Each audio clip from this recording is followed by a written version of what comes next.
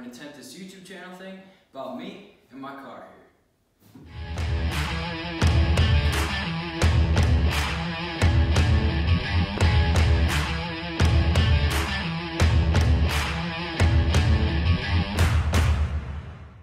Alright, so first kind of little note here is this is a very budget oriented YouTube channel. So as you see, this is my camera stand. You got one shop stool, another shop stool, and then you got a bench there.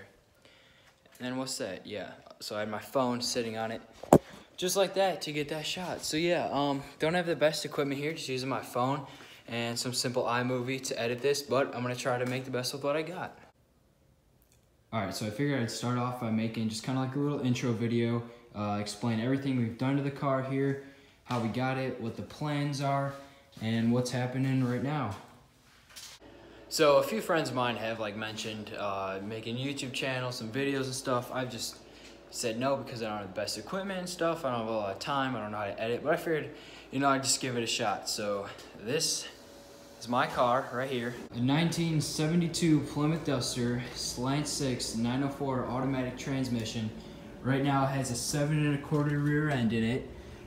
That will be changing soon, and is an original EV2 Hemi orange car, which is actually pretty rare for just a slant 6 car like this to have a high impact color. So obviously I didn't buy it like this. When I bought it, it just had, this isn't the original slant 6, but it had the original slant 6 in it, which was locked up. Decided to ditch that. Right now, it's actually sitting right here. You can't tell, well yeah, right there. Cylinder number 3, the piston was rusted on there so bad it actually locked it up. So I got the piston over there. But yeah, that engine was junk, so I found this engine here for $100, engine trans complete. Guy claimed it was running for $100 on Facebook Marketplace. We had no idea if it actually ran, so we just hooked up a battery, a new starter, fuel line, and it was actually hanging from the engine hoist when we started it. I'll throw on that clip right now.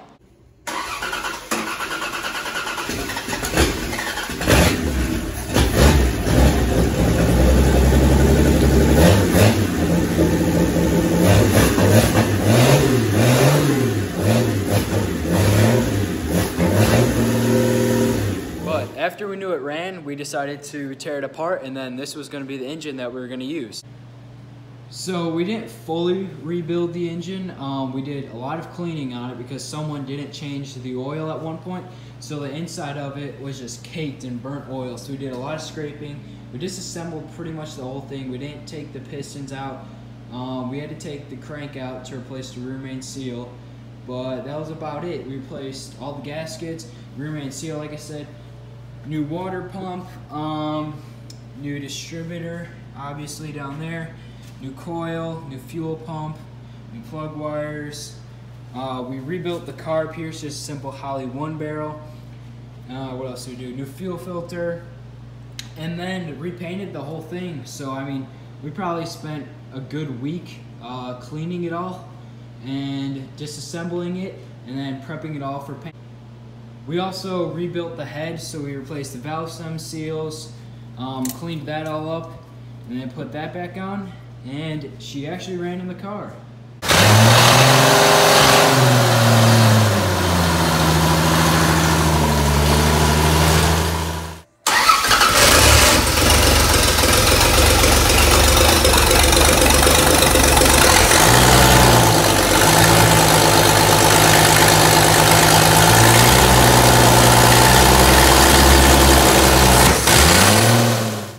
Thing the engine bay is missing now is a new radiator. We just put this one in so we can get it running. Need a radiator, battery,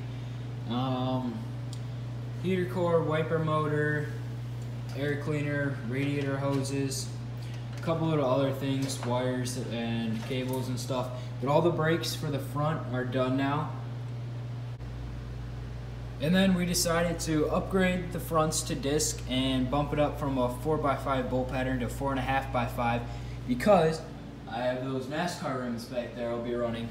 So we did the disc brake conversion on this. We sandblasted the K-member, lower control arms, tie rods, engine mounts, upper control arms.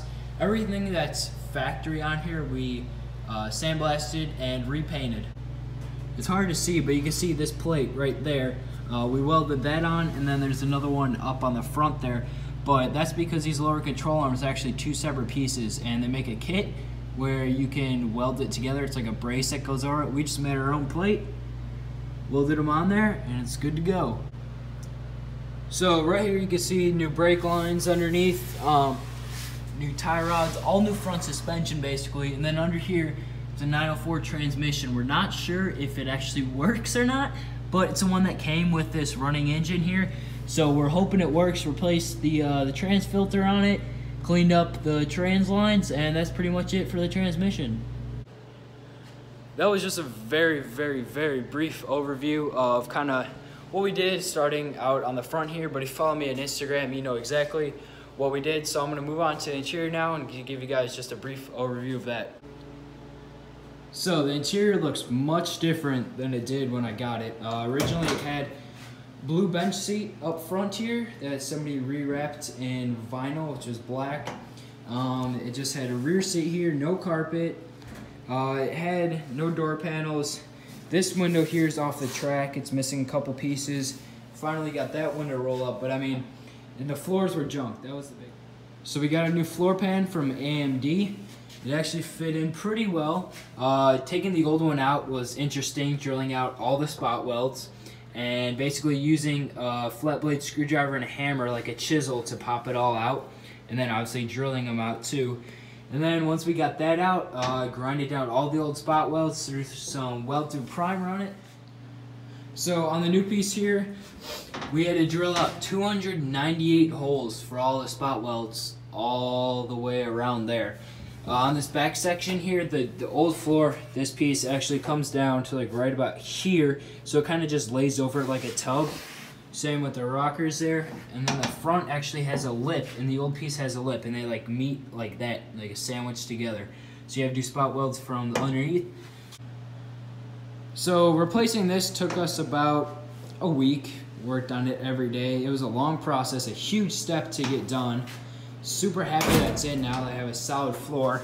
You can see under there, it's all nice and shiny, all clean, painted the bottom. So right now, this is currently, I'm working on the dash here, fixing up that hole right there, and then there's a hole behind the gauge cluster. It's actually off to the side of it right there. That's pretty much it for the dash here. I'm gonna go with no dash pad, so I'd like to weld up these holes right here. Not sure if that's gonna happen.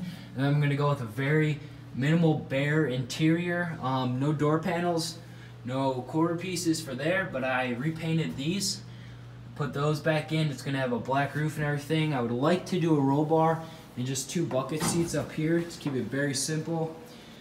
Make some cup holders for there, put a fire extinguisher back here, and then gotta make a block off panel for the gas tank back there. So this is the gas tank. We just recently pulled this.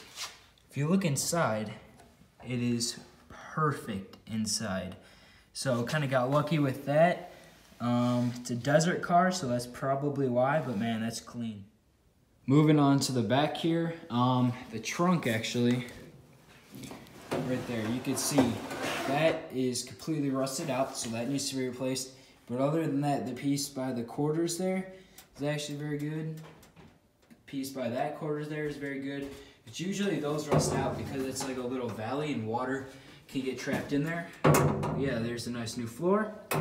The tail panel is bent, it's rusted everywhere. This side here, there's a lot of Bondo on it. This probably won't get replaced because the new one's very expensive, but eventually I'd like to replace it. And then here, it's kind of a mock-up, only half of it, of the wing I'll be doing. That'll be going all the way across. All right, moving on to the rear end here. This is a stock 7 1/4 open diff rear end for this thing. Very weak, and once I plan to V8 swap it, this will snap. So actually coming up here in a few days, we're going to put a Ford 8.8 rear end in it is the plan. You can see under here more of the rust on the spare tire spot. And that's pretty much it. I don't know, it's very bare under here. It's undercoated, which actually protected a lot of it. But you can see that leaf spring there is bent. It's pretty interesting. I'm not sure how it happened. And then up there you can see the nozzle. Someone used to have air shocks on this thing, which is pretty cool. These are the rims here. I will be running just some 15x8 NASCAR style rims.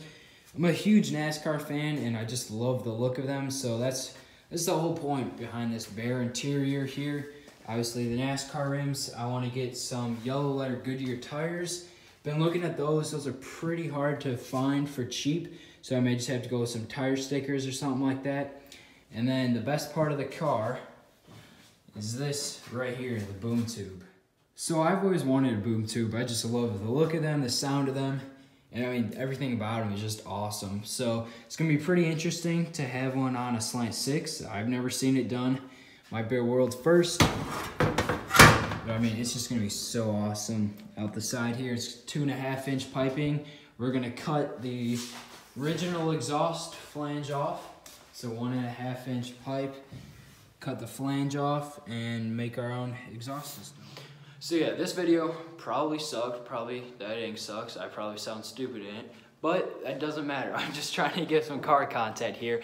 I mean, it's gonna suck. I'm only 15 years old. I've never done anything like this before. I have a couple buddies that encouraged me to do this. Kind of learning as I go on this, but I just kind of want to show exactly what I'm doing on the car. If you follow me on Instagram, you probably know everything I've already done. This was just a very brief overview of everything so far. I didn't go too into detail, I'm just gonna keep it short. I plan to come out with more videos of exactly what we're doing, how we're doing it, exactly like as the time goes.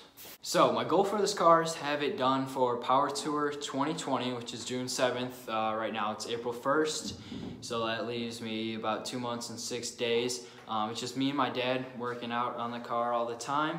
Out here in the garage, literally every minute that we have, doing everything. I don't think I've skipped a day working on this car since December 29th when I picked it up of last year. So it's been about 3 months now. We've got a ton done, still a ton more to go. Goal is to get it driving first and then start doing modifications. But I want to do a lot of mods now, so we'll see how that goes. But yeah, the goal is Power Tour. So if you want to keep up like with stories, posts, I do a lot of Instagram stories just on a daily basis because that's all I'm doing now. My Instagram is @cam_racing and my dad's is Ram Air LS3 because he has a 69 GTO that has an LS3 in it.